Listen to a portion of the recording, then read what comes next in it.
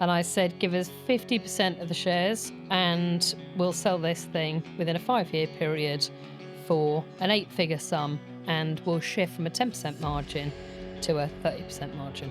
I'm going to rock up and I'm going to change this from a recruitment company to a proper delivery consultancy. We're going to own the risk, so we can't fuck it up. Came out of a very expensive divorce, 39, and thought, I've been fleeced anyway, so might as well crack on. I was fascinated with business. I remember running a car washing business at 11. I didn't fancy putting a shift in, but I was pretty convincing on the sales side. I read somewhere it was like 1,000 days.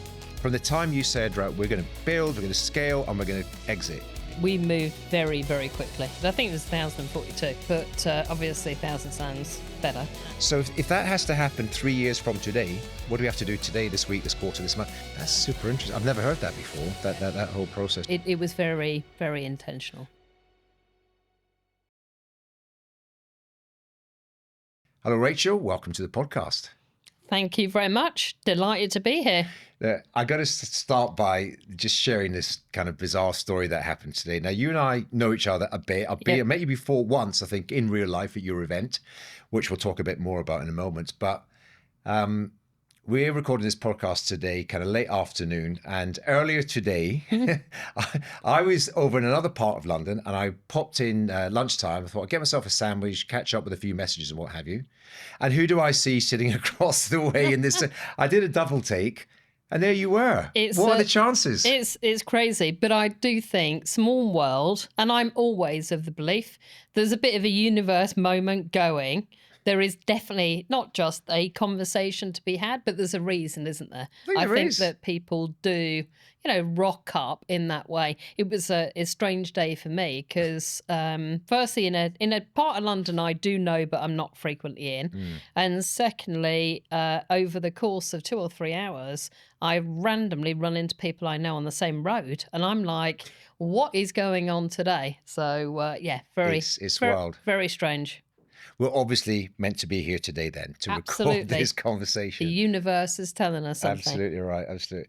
Now, Rachel, I want to go back just to your early days. I'm always fascinated by the kind of entrepreneurial journey that people have gone on and really how you got started. Were you some sort of kid that was growing up having an entrepreneurial mindset? Did you grow up in an entrepreneurial family? What were those early days like for you? So the answer is yes to both questions. Right. And I think as far back as I can remember, I was fascinated with business. So my father has had a lot of big jobs. And I remember under 10 playing Murphy Corporation with my middle brother. Youngest one wasn't alive then.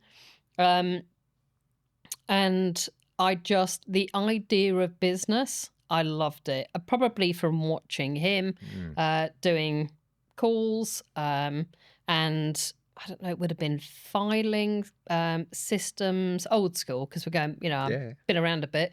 And so I remember running a car washing business at 11 and hiring my mates because I didn't fancy putting a shift in.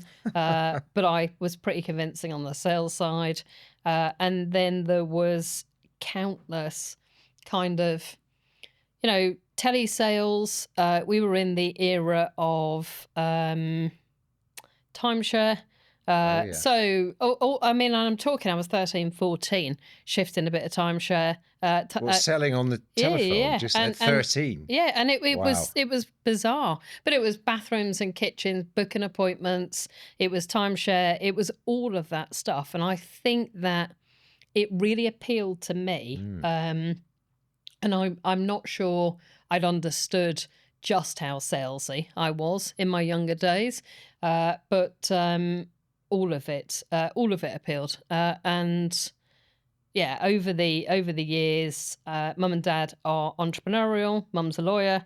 Dad has built and acquired, God knows how many companies. Wow, okay. And both brothers are entrepreneurs. So it's really in the family. It's in their family, and as I'm sure you can imagine, deeply dysfunctional and Yeah, competitive, of but course. Yeah, like all families, of mate. course. Yeah, yeah, exactly.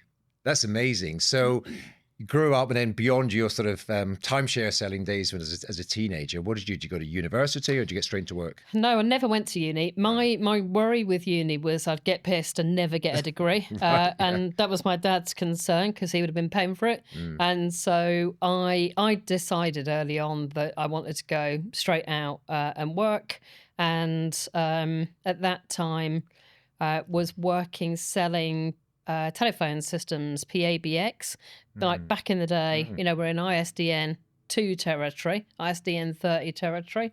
I did that for a couple of years, and I was really torn. I loved the sales, but I couldn't stand it when I sold something and it was implemented badly, and Right. that drove me into delivery for Mm, years because it became really, really important to me that whatever was sold was delivered brilliantly and the client had a great experience. mm. So that kicked off many years of career really around business change, program management, ultimately kind of running functions in businesses, public, private sector, consultancy, and then actually running those businesses. So, Right.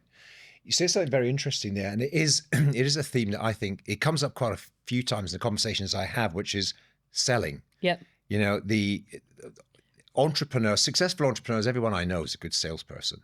They just know how to articulate their value, explain it to people, close deals. I guess you agree with that. You've been a good salesperson I throughout your life. totally agree with that. But I was really put off is the wrong word. I did not want to be doing sales. And the reason when I was younger I did not want to do it was the delivery bit was super important to me. But it was as important that I didn't have to chasing a number would have done my head in when I was younger. So I just wouldn't have been that stable. I would Right. have found Yeah. it deeply frustrating and probably been too emotional to do it, if I'm honest. Right. So I think I never really think older me is any more mature, but I suspect there's an element of that. Mm. So no, I didn't want to. I think rejection would have been a big drama for me in my younger years. The older you get, the less you care about that stuff. No, you So don't. You yeah. should. Yeah. So Don't care. What one rejection is just one step closer to a yes, isn't it? So that's the thing. But absolutely. I'm a huge fan of that selling ability. I think it Mm. is a gift. I think you can learn a lot of Yep. it. But I really, I am so impressed with people that can really sell. Sure. Yeah. Yeah. Me too. And I've just had a sense in the last 10 years or so, this almost become a dying art, almost become a nasty word in a way, selling. But we always know nothing happens until something's sold Of and something's course. bought, assuming that it's high integrity selling and explaining to people something that they actually will add value to their lives or to their business. Well, I think that's the key bit, isn't it? It's the value bit for me, Mm. providing whatever you are taking to market is adding that value and you can get behind it and Yeah. you've got, credible way of delivering and it's proven, Yeah. then, I'm all in. Yeah, and you believe in it. You hand on heart That's believe the in the bit. product or the service that you're Yeah, delivering. that's the bit. But again, you said that you had some frustration. You might close a sale, but then there was poor delivery or execution by whoever else was in the organization Yep. trying to do it, which again is some frustration. So what happened? Did you end up doing something for yourself? No, I kind of agree with the sales director that I could do a hybrid role for a Right. period. And in the end, I think my passion really became the other side, became the delivery side. Right. And so that led me into project management initially. And actually took me over to KPMG over in Holland. So worked at their international headquarters and did some technical project implementation work, and then kind of went on a bit of a journey. Really bigger projects, bigger programs. Worked in the States and did some cool stuff. But then I guess it became less about the technical and more about the people and the process. And I think over the years, I loved the project and the program team, Right. but I wanted to I guess I wanted more of a lasting impact, which meant running business functions. Was where I moved. I moved into. Okay, and at what point? Because I understood you worked within the NHS. Were you part of a process that created an app and a number of sort of rollouts within the public sector? Yeah, so I did a number of big government and healthcare roles. So was CIO for Department for Education for a number of years, and then went into the health regulator, led the business transformation of the health regulator.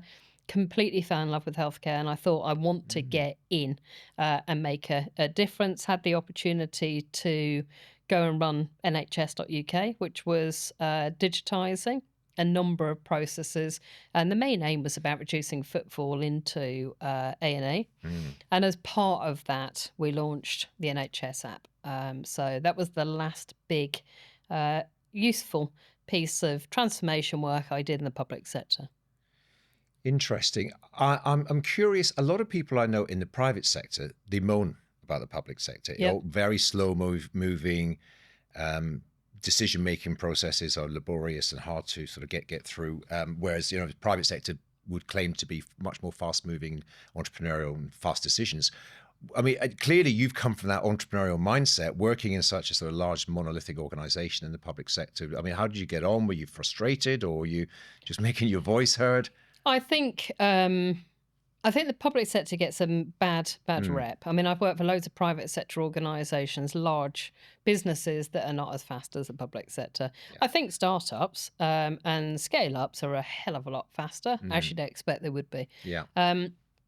But that is not to say that I found it rapid. I mean, it was painful in the public sector a lot of the time, and the process was archaic, but I've been an interim my entire life, apart from businesses I've owned. And so therefore there's an expectation that you're coming in, you're putting a shift in fast, and you're moving stuff almost breakneck speed. Right. And that works perfectly for my personality. Yeah. And so I think you can get away with moving stuff really rapidly within a 18-month window. After that, almost certainly whatever you're doing, there's going to be a lot more scrutiny on that. Right. So and then you're off to another project after that. That's your it. Job done. Moving on. 18 months, 24 months was my kind of tenure. Right. And normally turnaround and transformation and stuff where, for whatever reason, people couldn't get it moving and they needed, a shed load of energy and somebody who would fly remarkably close to the line to get the job done. And you were that person. And I got that phone call regularly and loved it. Absolutely loved it. Really. But then you pivoted after that, did you? So because I'm again interested in this because you eventually created your own business. So tell me about that. Where did the idea come from? How did you get started? So in my 20s, I built the first company, and that was very much an implementation outfit firm, a bit more than a recruitment company, and we were implementing a piece of social care software. And I said to the manufacturer of this software is great, but I really feel that you need a professional services team to implement. I was 23, 24 at the time, and the owner thought, well, he looked like he thought, what the fuck are you telling me? And I said, listen, if you're not going to build the capability, I am. Wherever you sell into, we're going to rock up and we're going to make damn sure that it gets implemented right. And so we wrote $1 million in business in the first year, and we were away. So that business then ended up building e-learning software for a number of social care companies. We built a training academy to train independent contractors on implementing this software. And we ultimately sold that business, and I, that was very much luck, much more luck than judgment. And so, by now I'm late 20s, and that was the bit where I said, let's go back and actually learn the art of consulting, and really, I guess, earn my stripes and work through, the project to the program to running functions. So I think I recognized It was a consultancy I wanted to run, but I really wanted more experience. And so went back as a contractor for, I don't know, 10, 15 years. And then decided after the NHS role that I wanted to build a user-centered design consultancy that would focus on the public sector and healthcare. Right. And the reason for that was I had come across loads of companies in the previous 5, 6, 7, 8 years, but I wasn't convinced that they really understood what was needed from a user perspective. And so I fancied having a go. Came out of a very expensive divorce, 39, and thought, I've been fleeced anyway, so might as well crack on. And I found that, jokes aside, I found that very motivating. The kind of almost, not quite nothing to lose, but it was scrappy. Yeah, you I get know, that, yeah. I was kind of emotionally a bit knackered out, but also I was like, I'm up for it. You know, there's no time. You're driven to. That's it. There's no time like the present. Yeah. I'm on my Todd, and I can really throw some time at this. And so I pitched a mate who had a recruitment company who I'd known for years, and I'd contracted through him before. And I said, give us 50% of the shares, and we'll sell this thing within a 5-year period for an 8-figure sum, and we'll shift from a 10% margin to a 30% margin. And we actually sold 6 months earlier than planned. And yeah, we achieved the plan. There wasn't a lot of science in that though, mate. It was much more gut feel. Right. I need to pause there. We need to unpack this. I'm sensing this is a good story. Is this a company called Difference? Yes. Yeah. Yep. Done a bit of homework. So explain that again. That you had a friend that ran a recruitment company, and you go in and say, I want you to give me half your company, in exchange for I'm going to help you I'm going to rock up and I'm going to change this from recruitment company to a proper delivery consultancy. We're going to own the risk on delivering this work, so we can't fuck it up. We've got to get it right. And we will take the trading history that you've got. We will take the fact that you're on a couple of these government frameworks, and we'll make good use of that. And we will go after outcome-based work, and we will case study the backside out of this work, and we will become, the name in that space in really short order. It's a bit of a risk for your friend, wasn't it? There's half my business, and trust you that, obviously a lot of faith in you, to be fair. Well, you're very convincing. I am very convincing for right or for wrong. I think... Yeah, massive amount. And he's more of a risk taker than I am. Right. So that was a perfect pitch to someone who's a high risk taker, I think. But also, he'd been in it for 10 years. The numbers were going backwards. The margin was getting squeezed, and he couldn't see a path to move that into something else. And, I don't want to talk for him, but he didn't have my skill set or network to make the move that we were going to make. So it was much easier to have a smaller piece of a larger pie. Sure, yeah. But you're right. I probably never really looked at it from that lens. Yeah. Yeah, exactly. Yeah. But again, I just thought he was a lucky bastard, Alan. Yeah, after we sold it. Of course. You've always been a good salesperson, let's face it. It's true. But it shows to me there's lots of ways of starting a business, getting into business. You don't have to just literally sit in your kitchen with a laptop and trying to start from scratch with zero. You can. That is a very creative, dynamic way to say, well, there is this other business here, and they are struggling a bit. If I added my own skills, contacts, networks, whatever, we could really turn this around. It's valuable. So at least you got something to go at from day one. Yeah, they've got a business, I guess. They've got contacts, clients, revenues, and what have you, and you can really apply that. So I think that's a big lesson for people. There are if 1 + 1 can equal 3 or 5 or 10 if you do it. Just the two of you getting together and creating this. A quick pause. You might not be aware that this podcast is a passion project. It's born from my commitment to supporting entrepreneurs through the business stages of scaling up, selling, and then life on the other side. It's the same work we do at Capital Partners, our boutique wealth planning firm, which is dedicated to helping entrepreneurs to gain clarity around their money, their aspirations, and ultimately achieving financial peace of mind. With over 20 years' experience of working with business owners, our team brings deep insight, strategic thinking, and clarity to what can often be complex decisions. So, what you're really looking for is a trusted advisor, someone who understands people like you and can offer thoughtful guidance at the intersection of business, family, money, and life. In other words, someone to act as your strategic thinking partner and your financial coach. So if that resonates, feel free to explore more. There's a link in the show notes to our website with tools and resources to support you on your journey. Now, let's get back to the conversation. Totally. And it was funny because in talking about this, somebody said, so you did an acquisition then? I said, I've never done an acquisition in my life. And they said, but you did. You acquired 50% of a business. I said, oh, well, you can kind of put that spin on anything. Yeah, And they were of like, course. but actually, you did acquire 50% of the business. And it was, consulting for equity. So it's interesting, isn't it? How you hear all these phrases that you don't even know or understand at the point that you make these moves. No, you don't.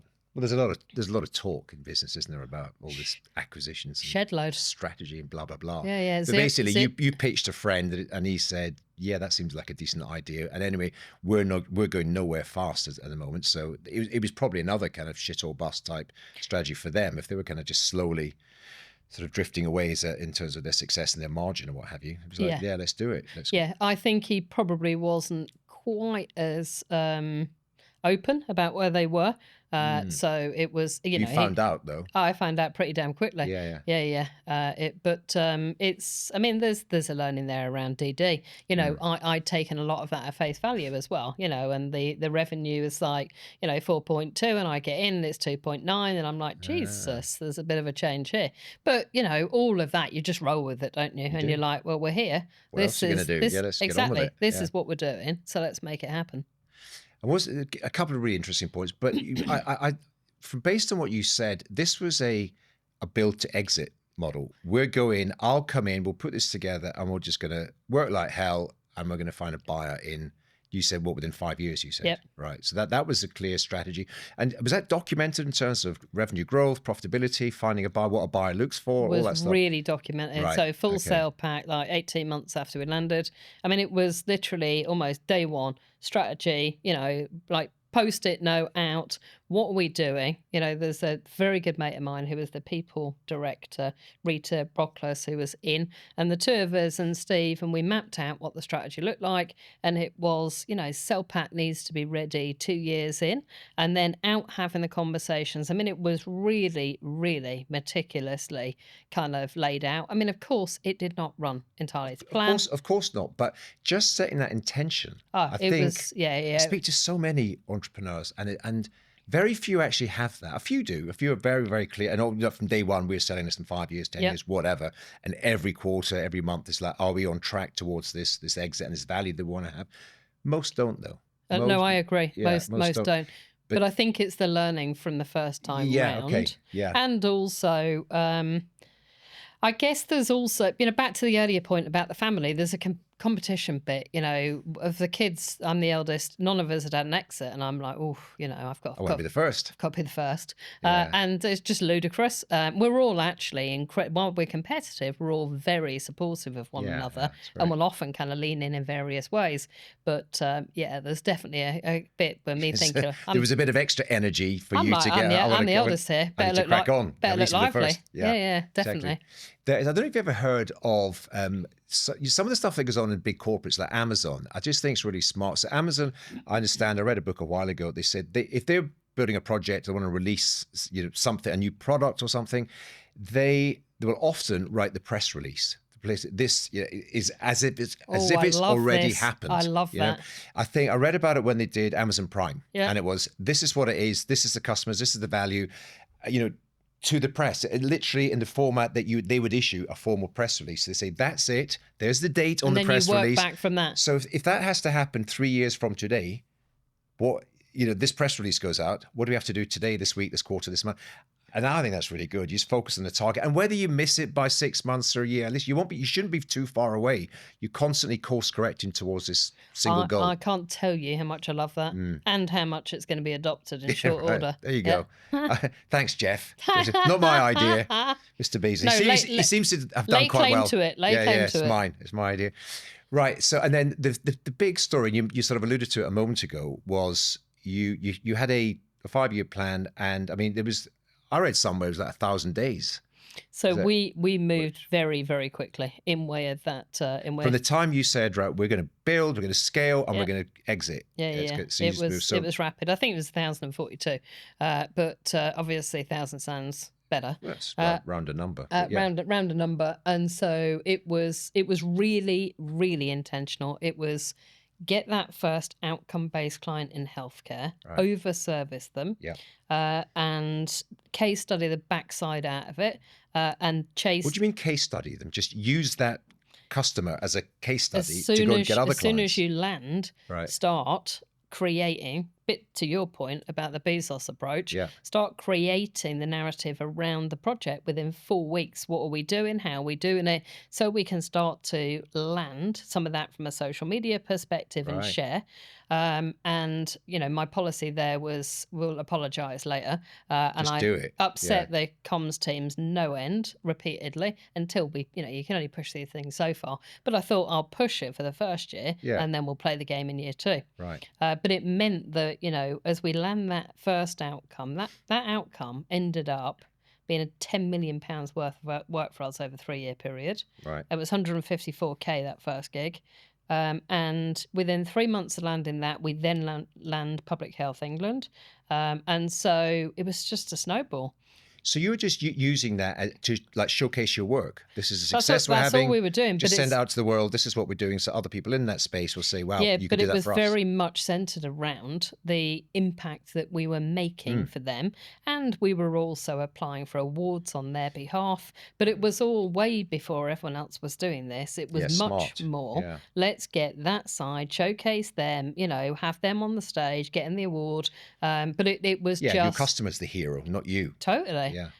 And so it was it was very, very intentional. Really like that. This idea of using case studies is often, depending, and especially in consulting businesses, it's quite hard to articulate exactly what you do, or all of us in my business and your business, because you can say your kind of elevator pitch in your 30-second, but it's never going to do justice because the impact, and often it's quite complex. There's a lot of moving parts in that. Case studies the way you do it, don't they? Just say, this is an example, this is what we do, this is the transformation, this is the value we added, and everyone. So people for whom it's not relevant, they go, oh, that's fine, nothing to do with me. Not but for that me. 10% or whatever it is, they say that's exactly what we need right now, because they can see through storytelling. Totally. Exactly. And what that's, you've hit the nail on the head, actually. So if I think about Grafter now, we don't do case studies, we tell a story. And the power of that is second to none. But also we're very lucky, or we're good at what we do, because our clients are very happy to jump on the stage and explain exactly what we've done for them. And so, that makes the sales job a hell of a lot easier, because 9 times out of 10, most companies struggle to get a client to do a reference call, let alone hop on a stage and tell a story. So, but again, that was very intentional from how we operated. So good. There's no better marketing story than your own customers and clients saying it with some passion. I think we should all just be, not everyone wants to be public about certain things, depending on what it is, what your service is, but you're always going to get some people that are real advocates. They're more than happy to share their experience. And you can say all day long how wonderful you are. And I'll also say, well, of course you'll say that. But if your client says it, absolutely, and the client got what I want in the future, then I'm going to, and then you're going, the new prospective customer will speak to that, if you, assuming everyone's happy to do that. Yeah, of course. And that's it. When you have your own customers as your sales force, you know that you're winning. Oh, totally agree. At that stage. Totally agree. Amazing. So again, I really get the sense, and I know that from what you said, you were just super intentional. You had an end goal in mind. You had dates, and you knew what you wanted to do. Like, did you have an exit value baked into that? So we had probably 9 months before, or maybe 6 months before. well, probably 9. We went out and we did a proper valuation. So we had an independent do the valuation, 10 grand's worth of cost. Right. It was, it was and we're going back a number of years now. Yeah. So it was based on transactions that had happened. Yeah. And, it was a robust, thorough look. And so we knew what the business was worth.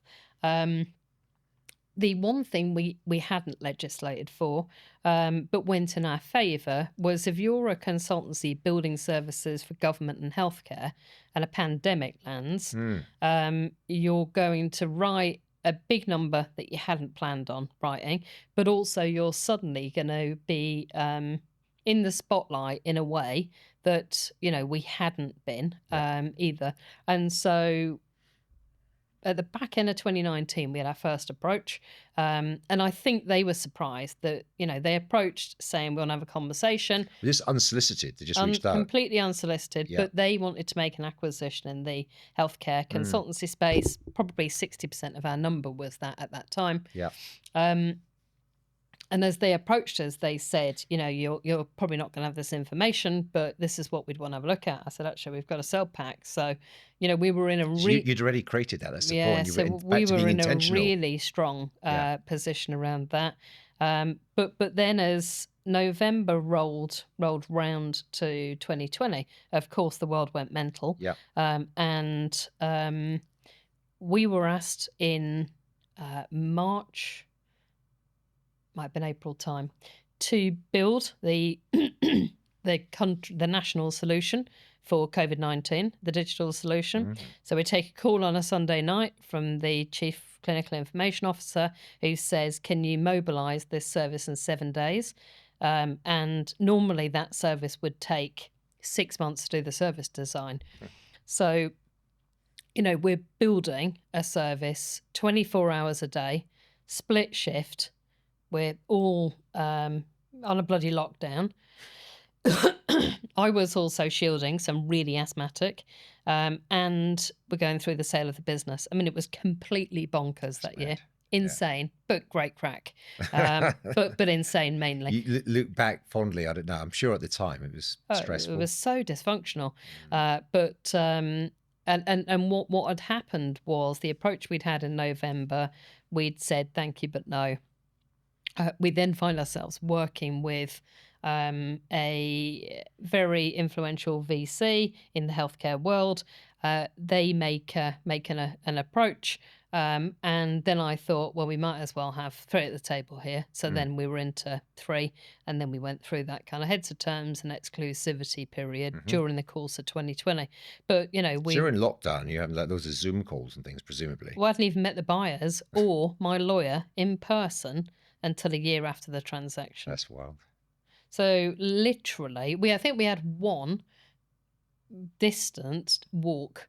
We were sort of allowed to be out and stay your that crazy distance. period where you're allowed out for an hour or something. So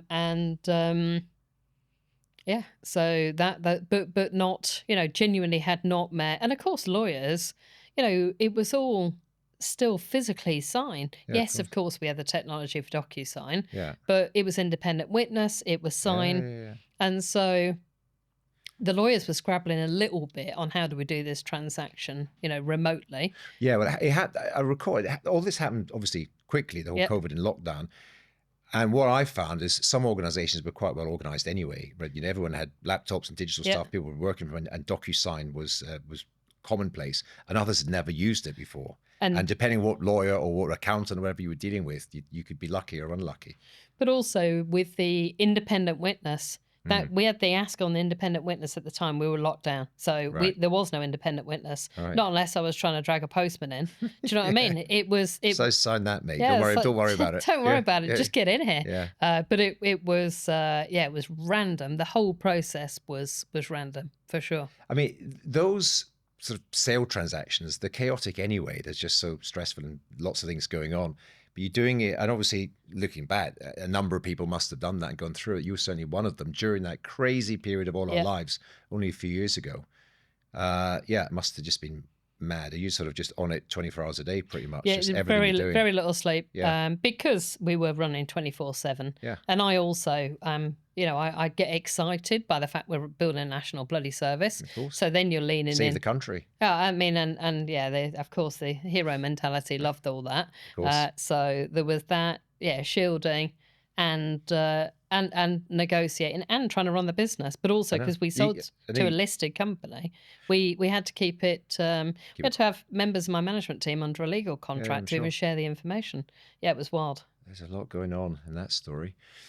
Just tell me a little bit more about the sale process. So you ended up having, there was some competitive tension. You had like 3 serious buyers in place. So what was your process in terms of selecting them, working with them? I can talk about that pretty extensively, actually. Okay. So I'm a massive advocate of a technique called Wardley mapping, which is developed by Simon Wardley many years ago, and it allows you to create situational awareness, and that can be, the use cases for this are wide and varied. I learnt this 15 years ago, working in government, when we were trying to map government contracts and duplication and triplication.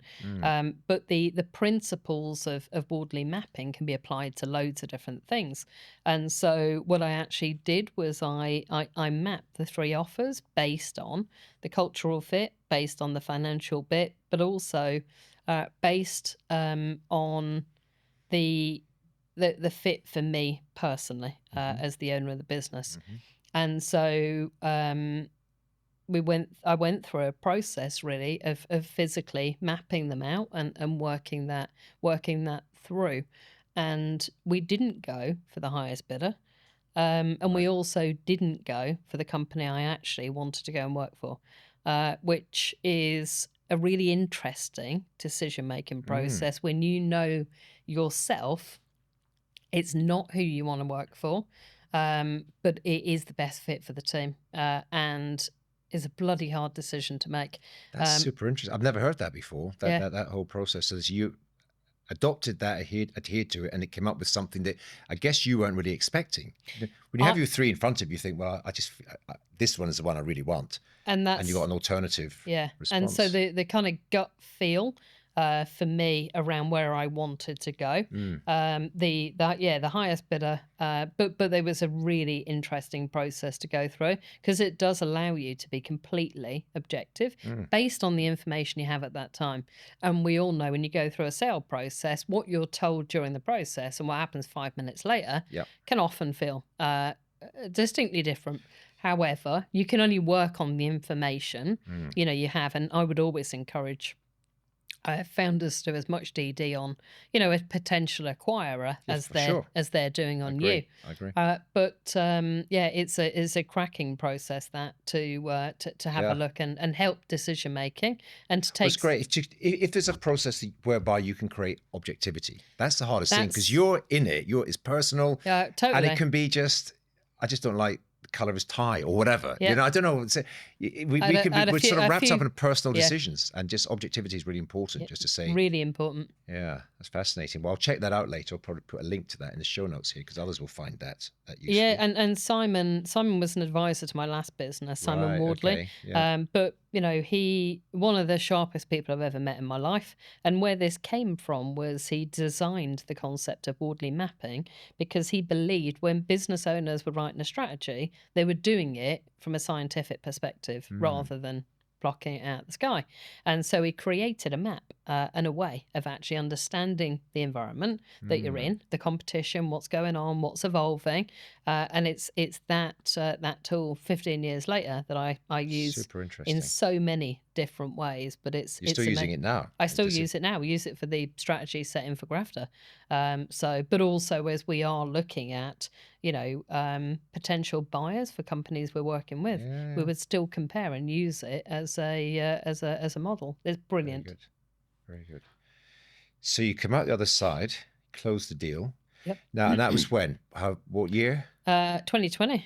Oh, you did that quickly, yeah. Yeah. We did. All this stuff going on, but that's proper lockdown time, isn't it? 2020. It's a theme emerging, Alan. Everything moves pretty quickly. I have 2 speeds: rapid and sleeping. So yeah. I'm getting that. I thought that when I first met you, but I know it for sure now. Fantastic. It moved really quickly. You achieved your outcomes. Any thoughts now reflecting back, if you were to be knowing, having come out the other side of it, if you were to advise yourself in 2019, would you have done anything differently? What would you have said to yourself knowing where you are today? That's a great question. So I'll start by saying I would do the same deal.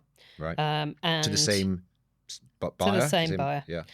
And I think that has to be proof that it was the right. Yeah. And loads of it did not go to plan. Yeah. But I would still say that it's the deal that I would do. What I would say to me is strap in emotionally, because it's going to blow your mind how frustrating that DD is. And that's nothing compared to how things will change when you move into the earn-out period. Yeah. And so it's, and all, you know, some of us are just not designed to have a bloody boss. Yeah. And I feel for him as much as, you know, I'm not sure he felt much for me, actually. But I'm a pain in the arse. It's probably his worst nightmare as well, having you working for him. I would say so, without a shadow of a doubt. I mean that with respect. I take that as a compliment, mate. Yeah. I've been happily unemployable for donkeys, Yeah, for and I wasn't easy to handle. How long was there now? 18 months. I mean, that's not that long. It felt like a frigging lifetime. But 3-year lockout of the market, so couldn't go and build again. Yeah. It felt long. Okay, that's your point. Do your diligence, prepared, strap in. It is going to be a rocky. Yeah, you can't. I mean, and it's the emotional bit. You can't prepare yourself for anyone until you're in it. You can have a plan. Yeah. You know, you can be intentional, but like, you know, when someone's yanking your chain and you're thinking, oh my God, I may kill you. It's hard going. And had you done your sales pack way in advance anyway? Talking about this due diligence thing that they're doing on it, you're pretty prepared, as opposed to just some companies, as you know, say, you want what? I haven't got that. I have to start now. Oh no, we were you were ready to go, really, and even then it was shape. really. But I think the bit that still threw me with that DD was the multiple lenses financially that they look at the business. I was like, whoa, I understood the business in a different way, and I've been running the bloody thing for years. So I think that threw me. And I'm very people centric, and like all the conversation being about finance, I just emotionally found that hard going. I'm like, but I care deeply about the team, and I, you know, I did and I do, and half of them are a bloody wedding a couple of years ago. So we're all close, and you know, some of them working at the Grafter now, and so that mattered to me a lot, and I found it hard going that didn't seem to matter as much as we went through. But you know, you learn more being this side of the fence now. Of course, it's financial. And yes, there is a nod to the people and the culture and the integration, but I barely talk to a founder who has been acquired who goes, it was a cracking integration, everything was smooth. Never. We were laughing about this yesterday because one of my exited founders is, this is his area of expertise, and I'm like, we need to double down on this because everyone fucks it up. So, you know, we need a really clear service around integration and the people and the culture and how that happens, and that will be something we will explore building. But it's it's a real value add, because if the culture and the environment is created by the acquirer, which are by definition larger companies, they've got such an incredible talent. That's what they bought. Those founders, that creativity, that ambition. If you can harness that and give them a bit of freedom, because they're never going to be a 9 to 5 and report to the boss. But that's the bit. Yeah. But and it is hard buying entrepreneurs, buying businesses. But I think you've hit the nail on the head. You know, it's got to be wear it loosely. The more, it's like a stress ball. The more you try and grab hold of me, the more I'm disappearing around the corner. Exactly. And it's like, you know, what are you doing? Just reminds me of my parents in my younger years. Exactly. So no one's ever been able to control you. So they didn't. No, definitely not. It's publicly quoted. It was an 8-figure exit. Yep. Did you treat yourself? you buy anything nice? I did. I bought a couple of things actually, not instantly. Okay, yeah, So interesting. only because I was a bit nervous it was going to be completely ludicrous. So I thought, hold fire. Yeah. So we're still driving around in this absolutely shagged out Mazda that cost me $5,000 when I sold the business. And my business partner, he rolls up to my house in this 200 grand Merc. I couldn't even tell you what it was. It was beautiful, the Batmobile. About half an hour after the deal happened, I waited 9 months and got a Porsche GTS that only lasted 6 months because I got 9 points and I was like, That's it. this friggin' I'm dangerous for This this. friggin' thing's going back. Yeah, yeah. So, and then we bought a nice house in the country, and I wondered if I could be sufficiently mature and adult to live in the country, and we rented that out last year. So Yeah, you failed at that particular one. I Living in the country. I failed. I think maybe we're a decade or two early Yeah. for that little Right. adventure. Okay. But I mean, the house is beautiful, dream house. I'm sure. But yes, maybe I just wasn't dream tenant. Yeah. Yeah, I just find that all quite interesting as well. It's because, did you find it an anticlimax in any way? Just deal closes and it's all done, or were you thrilled? Were you opening champagne and just jumping up and down? It's just I see different outcomes from people. Some I found it. It blew my mind. I struggled quite a lot with the people aspect. The team aspect is the bit that I can still feel emotional about now. Yeah. Not for any reason other than the fact that I was very close to the team. And did I find it an anticlimax? No, I don't think so. It more like a hamster wheel.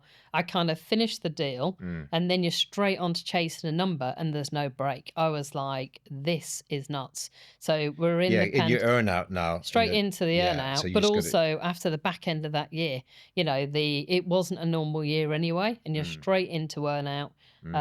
So no, I think I was probably just knackered. Yeah. If I'm totally honest. Right. Yep. So you went through the earn out. Yep. You showed up, did your thing with your boss. With my boss. 18 months. And then that was 18 months and a day. You've gone. Yeah. It was actually. Yeah. Thought it might be. It was 18 months and an hour, I think. Yeah. But yes, it was. Right. And I think that was probably best all round. Yeah, for everyone. Oh, for sure. But it's in a way a shame because they, to your earlier point, the acquisitions they did with really, really capable entrepreneurial founders, every one of them went. Not one of them was handled well, and so therefore, that has an impact because the teams normally love the founder, and so impact on the people's side.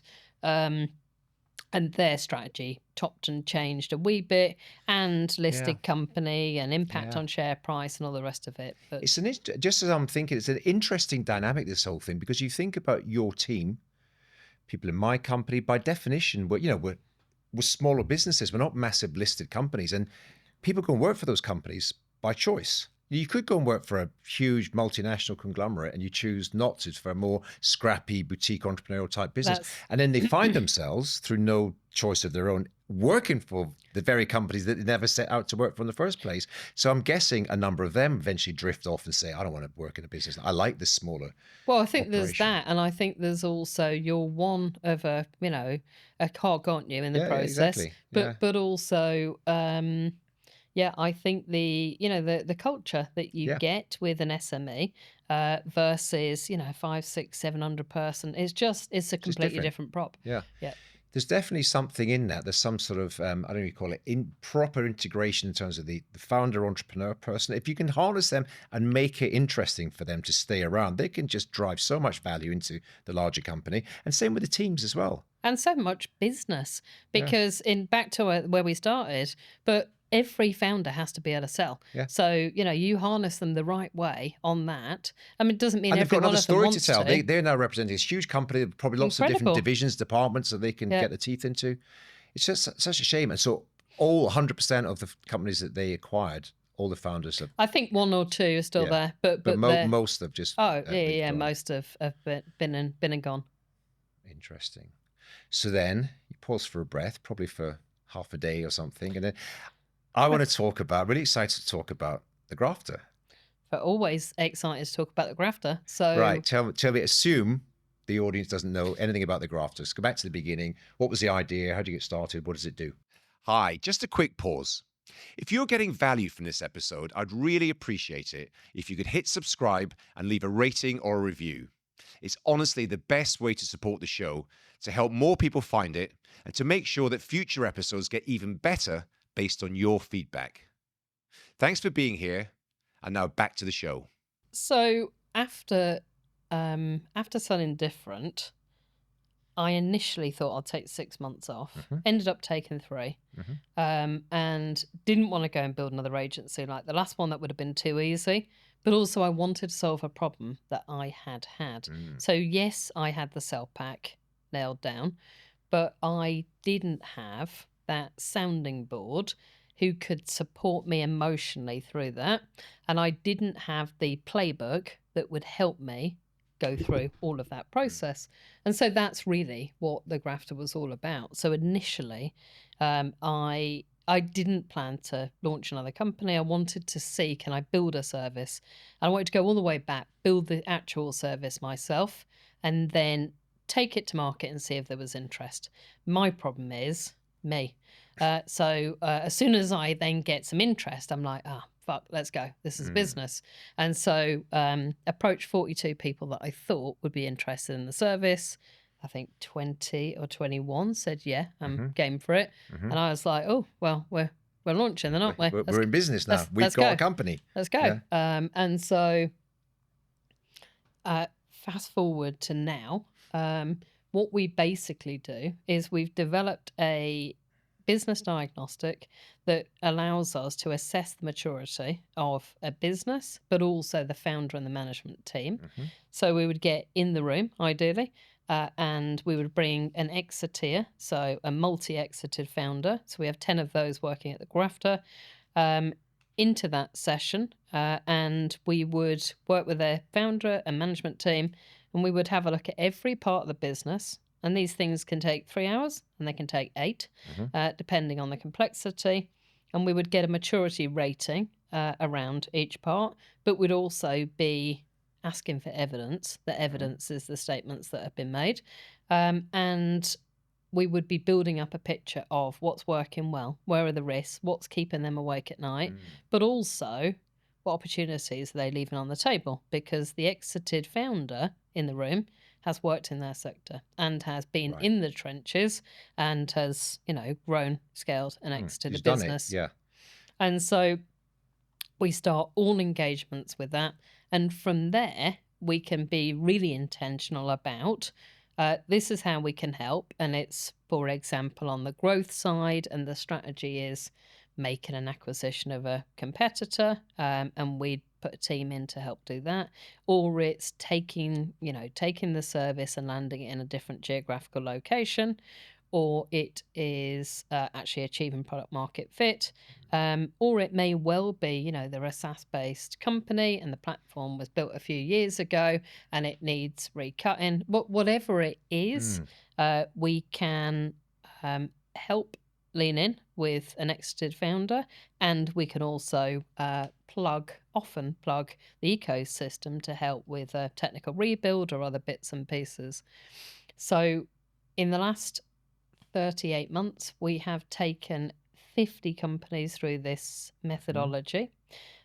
We have then sold 5 businesses, 7 and 8 figures. Wow. We've got another 2 that we're in the process of selling. We've done 144 million non-dilutive raise. We've done 1 acquisition in a 10-day period, 7-figure acquisition, and then In a 10-day period. Absolutely ridiculous. But you really move fast. There's no question. And I think that one was me trying to prove something to this business owner, because every lawyer had turned him down. He had to make the acquisition because he needed access to a government framework for bidding for something else. And so there was no time. It was, can you do it or can you not? So we used the business diagnostic to do the first round of legal DD, and then we found a lawyer who was prepared to build out the SPA. through the August bank holiday, round the clock on a 10-day period. So it Incredible. was, yeah. And then we've also doubled the revenue of 12 companies in a 12-month period.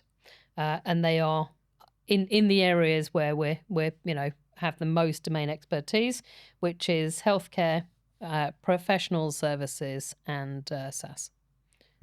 Right. So the profile of the founder or the company that you look for or would be a great fit is so in those sectors, but they're beginning to think we're going to plan an exit. It might not be today or tomorrow, but we need to get on that track. Yeah, you're right. That's exactly. So our ICP is 3 to 30 mil turnover. Yeah. 3 to 5 years out. Right. Coachable. Yeah. And Nice people. Preferably up for a bit of banter. Yeah. And where we started was healthcare, SaaS, and professional services, but we are much wider than that now. So we're working with businesses in the alcohol beverages, in the B2C space from a testing, from a healthcare perspective, office, refit. I mean, you name it, we're kind of all over the place. What I really like about it as well is your exited founders, entrepreneurs, multi-exited. Yeah. They've been in the trenches, they've done it. I mean, we're all surrounded by, and God bless them, but consultants and people advising you who've never done it. And I think that's the bit that it always makes me kind of apprehensive because, for me, this service has to be the person that I wanted when I was selling. And so you've got to have been through that process emotionally as well. One of the exiteers, James, has built and sold a couple of consultancies. He's a qualified psychologist. So, his skill set around understanding the people side, the cultural bit, the integration, is just an absolute game changer in way of how he would approach some of this stuff. It's not, I heard us as described as, corporate finance, but with empathy. And I said, no, I'm not sure we use spreadsheets as much as that, but I'll take the rest of it. So it's we don't M&A with a soul. Yeah, we don't neatly fit into any box, which is kind of the plan. Yeah, I love that, and I think, and particularly having spoken to dozens, hundreds over the years, and you've just explained it, particularly when you get in the weeds on the transaction, and that can go on. I mean, you were fast, but these can go on for 6 months sometimes, and it's brutal, and it takes a toll mentally and physically awful. And everything else. Yeah, you got someone on your team, especially someone like that who's got sort of psychological qualifications and expertise, who's probably coaching and guiding you through some of those really, really tough moments. It's invaluable. Yeah, it is. It is invaluable. And the bit that we signed a week ago is that we will stop at the point of exit prep. And so, we will not manage transactions going forward. So we signed a global partnership with an M&A firm in the US, and exit-wise will pick up the mantle from there, and they will actually run the transaction. And they are heavily linked into investment bankers in the US, but also, as we know, the UK is not particularly buoyant at the minute from a liquidity. So having US buyers, very helpful. And we know that there's plenty of roll-up activity happening, and it's either coming in from UAE or from the US. And so, unsurprisingly, we'll be opening up shop in UAE in Q2 as well. But little trip to Dubai for you coming up. I mean, I need one actually. I need a bit of sun, mate, to be honest. Don't we all right now? You were very kind. You invited me along to one of your events last autumn. Can't remember, sometime. Brilliant, great. Showed up, packed room. Full of and drinks afterwards. Really kind of great networking. Just having random people that I bumped into and having really good conversations. Still connected with a few of them. And tell us more about your events and also how. I mean, I don't know the circumstances. People are tuning into this and they're just sort of fitting that kind of profile. Yeah. Can they get involved somehow? 200%. So the Grafter community is about 200 entrepreneurs, and we tend to have them in the community from kind of 1 to 30 mil. And it's all about getting people in the room together 3 or 4 times a year. But also we have a number of masterclasses that run during the course of the year. And the kind of business model for us is not to try and monetize that part of the process. Mm-hmm. That's about giving something back, creating that environment. Mm-hmm. This community have written 2 million of new business between them in the last 12 months. So our role in that is putting them together. But even today, there's 5 people last year who got jobs through things being posted in the community. And somebody's kid got some work experience, and he said room service. Then that was a different. I don't know where that jumped in from. But there's that community has a life of its own. Yeah. We facilitate 3 or 4 of those, and for me that is very much. I guess it's a stepping stone into, if they are in our ICP and want to engage with having an Exeter led service, that's absolutely something that we can do. Sure. But it's also great crack. I mean, It's great crack. But you support the community. You get a couple of hundred people or whatever showing up. The event I went to, I can't remember, 3 or 4 people just tell their story, and they're fascinating. It's like a mini version of this conversation. Now people go through that, tell you all the ups and downs and the challenges, and the rest of the room is just 1, 3, 5, 10 years behind them. So they want to hear it from someone who's, again, been in the trenches and sort of lived that life as opposed to someone else. So a really just positive, I thought, really positive, vibrant community. That you had everyone sharing and helping each other. I just think, I work in the kind of entrepreneurial community, have done for years. And honestly, even this podcast is designed as a resource for entrepreneurs, having conversations with you, because there's someone who's out there who's a year or 2 behind you on the journey. Think, that's really interesting over time. And it's like, none of us ever have to start your business and work 18 hours a day and take risk. You can just go and get a job somewhere else. But you choose. How awful would that be, though? Yeah, terrible, right?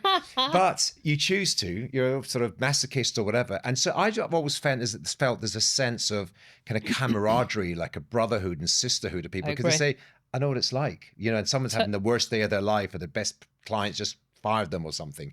I was there last year, and I just find it really positive, and your community does that super well. We had, even this week, we had somebody in the community who's done a shout out and said it's all gone horribly tits up, and I'm in urgent need of either accessing some investment or having somebody on the end of the phone to just talk this stuff through. And you've got people leaning in, making recommendations, useful recommendations of people that can negotiate with HMRC and other bits and pieces to help. And it's like, that is what the community has been built for. If so, someone's listening to this, I'll post a link in the show notes. So someone gets to get it. What's the website? So it's thegrafter.com, Grafter.com, and they will be able to find information about the community and our services and boatloads of stories from clients. Yeah, brilliant. Okay, so they can get in touch with you directly. Fantastic. Conscious of your time, and I know you're a busy woman and you're on to the next thing now, moving fast as always.